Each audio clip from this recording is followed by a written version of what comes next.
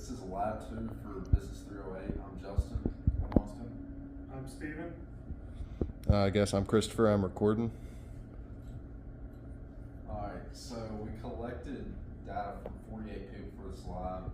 There was 3 different age gaps. They were 15 to 20, 20 to 25, and then a group of 25 plus. It was male or female. There was 2 questions that were asked. The questions were how many hours a day do you spend exercising, and then how many hours a day do you spend on social media. So these are the pictures I took to gather my data, and I got them at my place of work, my sister's place of work, and at home. And it was just my coworkers and her coworkers. And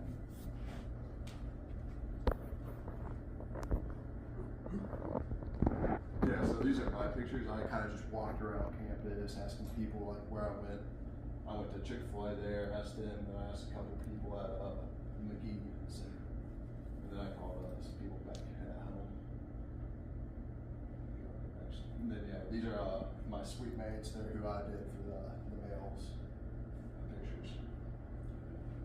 So I coordinated with the event coordinator for my church, and that person helped me gather a group of people for the older age range. I did the 8 older females and 4 of the older group guys, and then I created a collection sheet with the 2 questions on it, date, and they just had to circle the data on the sheet, and I collected those and input the data from the sheets. I collected most of my data from the Wing baseball team, and then I got a couple from home. And then this was the question 1 table, so this is basically just our results from the questions that were asked. Social media hours. Yeah, it's the social media hours, and then out beside it is the age range, and then the sex of who was interviewed.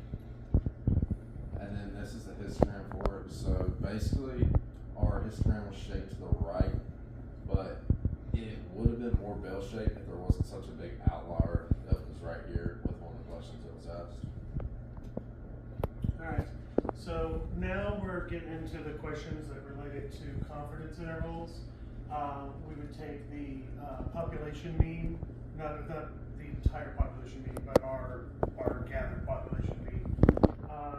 We would then do at the 95% confidence level, which is an alpha of 0.5, and then we use that to calculate our t-value. We were using the t-inverse two-tailed formula from Excel to help us get that, and most of these values were collected by running the minor Excel to give us various data. That would give us these calculations led to a margin of error, which we then added to our sample mean to give us our upper confidence limit, and then subtracted from our sample mean to give us our lower confidence limit, and that gives you a confidence range here, which is just this number minus this number. So same basic process for the next few of these, and on this is the 15 to 20-year-old age group, and you can see that we ended up with an upper confidence level limit of 5.42, 5.43 here, and 3.45 here, and a range of 1.98. This is the 21 to 25 age range limit. This one is the grouping that included the largest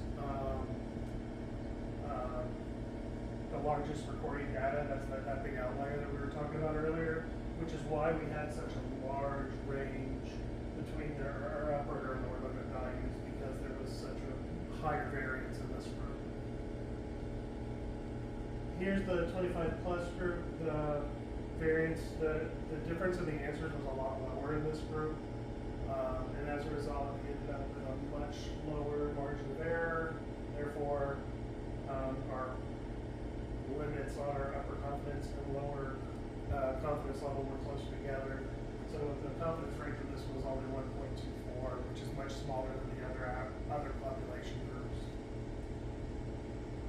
For the females, the person who was that outlier was a female. So again, you see that in our much larger confidence range and a higher limit of 5.17 and a lower limit of 2.42. you got 2.75, almost 3 on the range because of that one outlier largely. And then here's the men. They were a lot closer together. You can see your upper confidence level here, 3.5 or lower, 2.1-ish, 1.47 is our confidence range. So it's a much smaller range than the female range was because it didn't have to deal with that outlier. These are our social media hypothesis tests. A question from Johns Hopkins University that indicates that spending more than 3 hours per day on social media can increase your mental health risk. And based on our hypothesis test, we're just seeing if there's more than that if our data is at risk. And since the t-value is less than the critical value, it falls outside of our rejection range, and therefore there's not enough evidence to reject the null. Based on the collected data, the general population is not at an increased risk of mental health due to social media use. These are for the male and female. It's just the same concept. They're both less than the critical value as well, so it follows the same thing. So our second question was based on how much time someone spends working out on a daily basis. And this is the same. These are the hours worked out, the age, and then the gender of the person we asked. So this is our histogram for the workout hours. It doesn't have an outlier, so it looks a lot more normal, but it is skewed this way with a unimodal is a unimodal, which means there's only one higher point. So our kind of backing up off what Steven said, this is our total population workout confidence interval. We use the t-value test to get the margin of error and stuff. And then we just subtracted or added to the x-bar to get the upper confidence level and the lower. And then the range is a lot smaller due to the fact we don't have an outlier and all the numbers were really close. And this is real footage of Christopher working out. Pretty much it. And then here's the workout intervals for all 3 ages. I will say the older one had the lowest range because they basically all work out an hour or no hours. And then from where we asked a lot of athletes, the ranges are a lot higher here because the people work out more often. Yeah, kind of based out what I said. I interviewed a lot of lacrosse guys. He interviewed a lot of baseball people, so the men's are a lot higher. I guess not. No, that's no limit. The men's range is a lot higher because we have a lot more people who spend more time working out on a daily basis. This is our exercise population test for the total population, and according to the Mayo Clinic, every person should aim for at least 30 minutes or half an hour of physical activity per day, and we're seeing if anyone is less than that. It's kind of the same concept as before.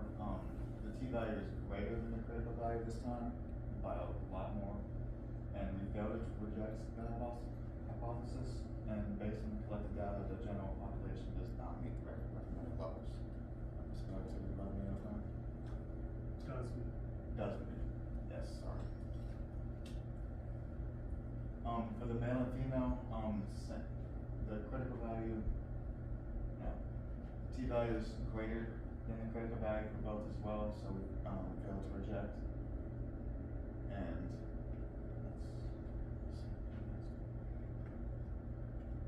All right, that's our presentation.